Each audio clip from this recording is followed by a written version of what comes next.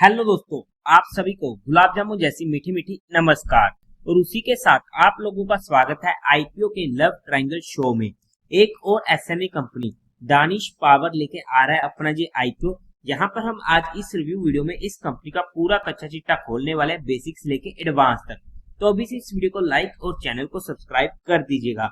अगर मैं स्टार्टिंग में ही इसमें अपने पर्सनल डिसीजन की बात करूं तो on the face of today एक अच्छा आईपीओ हमें ये देखने को मिलने वाला है। बट किस तरीके से होगा फंड मैनेजमेंट और किस तरीके से बनेगी रैंकिंग, उसी के बेस पर मेरा कोई भी फाइनल डिसीजन बनेगा। बट एक ऐसा आईपीओ होने वाला है जिसे मैं स्टडी करना चाहूंगा। फिर भी आप लोग एक बार इस वीडियो को देख लीजिएगा, समझ लीजिएगा, फिर अपने रिस्क रिवॉर्ड रेशियो और माइंडसेट के अकॉर्डिंग अपने फाइनेंशियल एडवाइजर से कंसल्ट करके कोई फाइनल एक्शन बनाइएगा। उसी के साथ साथ आप लोगों को म्यूचुअल फंड में या इंश्योरेंस सेगमेंट में किसी भी तरीके कोई भी हेल्पलाइन की जरूरत है, या आप लोग चाहते हो कि being a mutual fund distributor हम आपका पैसा मैनेज करने में आपकी हेल्प करें, चाहे वो SIP हो, STP हो, SWP हो, बूस्टर STP हो या लमसम अमाउंट हो, तो आपको डिस्क्रिप्शन में मेरा फोन नंबर मिल जाएगा, आप मुझसे कांटेक्ट कर सकते हैं। अब अगर हम कंपनी की बेसिक डिटेल की बात करते हैं तो ये 1985 में इनकॉर्पोरेट हुई थी। मतलब कि अच्छा खासा एक्सपीरियंस हो चुका है। काम की बात करते हैं तो जो मैन्युफैक्चरिंग करती है वेरियस टाइप ऑफ ट्रांसफॉर्मर, जिनमें आ जाता है इन्वर्टर ड्यूटी ट्रांसफॉर्मर जो यूज किए जाते हैं इन रेन्यूएबल पावर प्रोजेक्ट जैसे कि solar power plant and wind farm. और ये प्रोड्यूस करती है oil and dry type powder and distribution transformer, control relay panels and offer substation automation services. काम वाइज एक अच्छा काम हमें देखने को मिलने वाला है। कंपनी के प्रोडक्ट पोर्टफोलियो की बात करते हैं तो उनमें आ जाता है inverter duty transformer for solar plant, transformer for wind turbine generator, second distribution of transformers, third power transformers, fourth panel range include control relay panels, sub station automation, bus bar protection panels, LT panels and AFC panels. Company operate करती है 2 manufacturing plant जो जयपुर में होने वाली है। Company की client list की बात करते हैं उनमें आ जाता है टाटा पावर सोलर सिस्टम, वारे renewable technologies limited, Jackson green private limited, ABB India limited and Torrent power limited. अच्छे खासे नामचीन नाम हमें यहाँ पर देखने को मिलने वाले हैं। एज ऑफ 31 मार्च 2024 कंपनी के पास 343 फुल टाइम एम्प्लॉयज होने वाले हैं और उसके अलावा ये कॉन्ट्रैक्ट बेसिस पर भी एम्प्लॉयज को हायर कर लेती है। ओवरऑल में काम अच्छा है, सेगमेंट अच्छा होने वाला है। बट अगर हम कंपनी के कुछ इंटरनल रिस्क फैक्टर की बात करते हैं तो वहां पर सबसे पहले अगर हम कंपनी के रॉ मटेरियल सप्लायर्स की बात करते हैं तो वहां पर सिग्निफिकेंटली डिपेंडेंट होने वाली है कुछ फ्यू रॉ मटेरियल सप्लायर्स पर। यहाँ पर आप चेकआउट कर सकते हो कि 2024 में टॉप 10 से इनको 38% के करीब का रॉ मटेरियल सप्लाई होते हुए देखने को मिला है, 2023 में 43% का।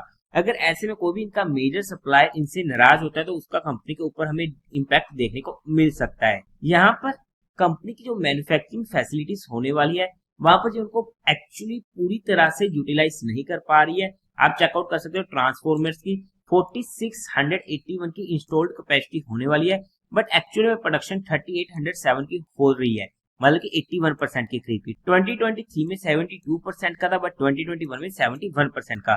सिमिलरली कंट्रोल रिले पैनल में वहां पर 72% की एक्चुअल प्रोडक्शन हो रही है एंड 2023 में 71% की एंड 2022 में 66% की। कंपनी का मेजर रेवेन्यू आता है इनके टॉप 10 कस्टमर से, 88% के करीब का देखने को मिला है 2024 में, 76% के करीब का देखने को मिल रहा है 2023 में एंड ऑलमोस्ट 80% के करीब का देखने को मिल रहा है 2022 में।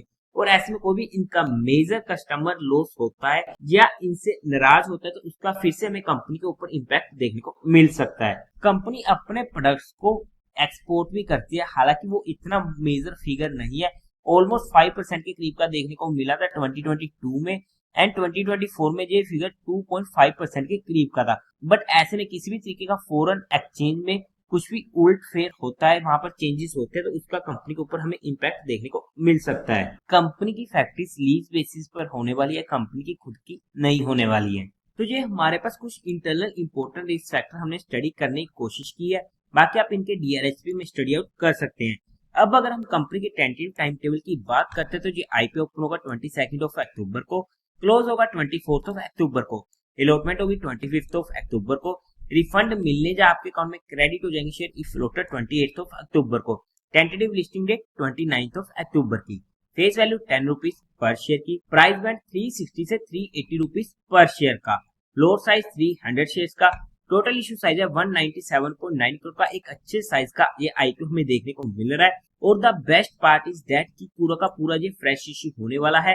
एनएससी के एसएमई पोर्टल पर ये आईपीओ लिस्ट होने वाला है। कोटा की बात करते हैं तो वहां पर क्वालिफाइड का 50% का, रिटेल में 35% का, एचएनआई में 15% का होने वाला है। लोअर साइज में रिटेल कैटेगरी में 1 लोट पड़ेगा 300 शेयर्स का, जिसकी अमाउंट पड़ेगी 1,14,000 रुपीज की। एचएनआई कैटेगरी में मिनिमम 2 लोट्स के लिए अप्लाई करना पड़ेगा, जिसकी अमाउंट पड़ेगी 2,28,000 की। कंपनी के प्रमोटर्स की बात करते हैं तो वहां पर दिनेश तलवार, शिवम तलवार एंड पुनीत संधू तलवार कंपनी के प्रमोटर्स होने वाले हैं।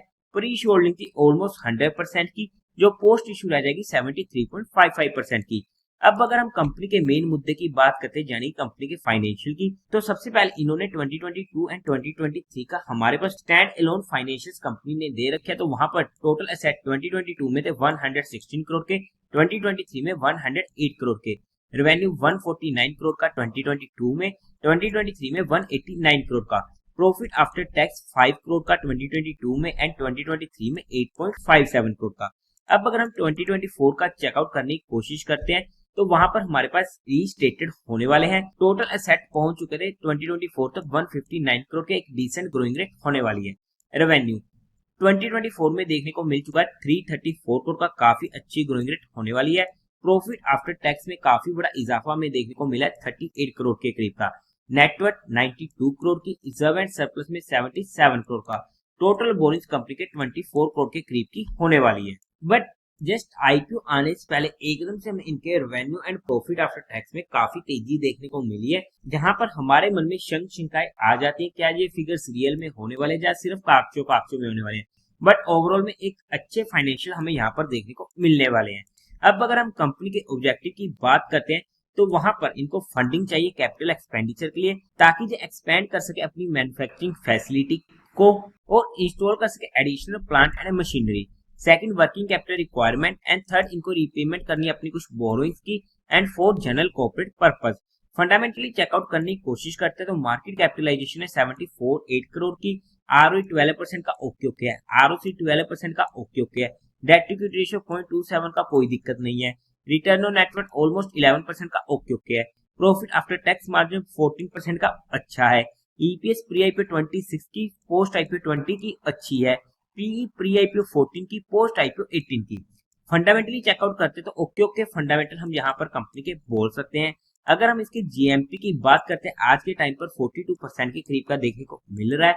अगर हम पीयर टू पीयर कंपटीटर्स की बात करते हैं तो वहां पर इंडोटेक 46 का पी, सिल्चर टेक्नोलॉजीज 53 का पी, वोल्ट एम ट्रांसफॉर्मर्स 44 का पी।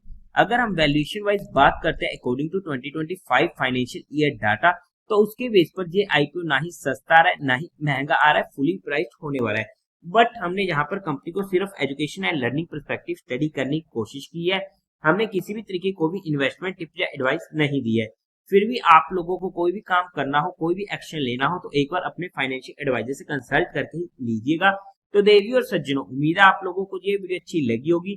तो इस वीडियो को लाइक कीजिएगा, शेयर कीजिएगा और साथ ही साथ चैनल को सब्सक्राइब करें। हर हर महादेव।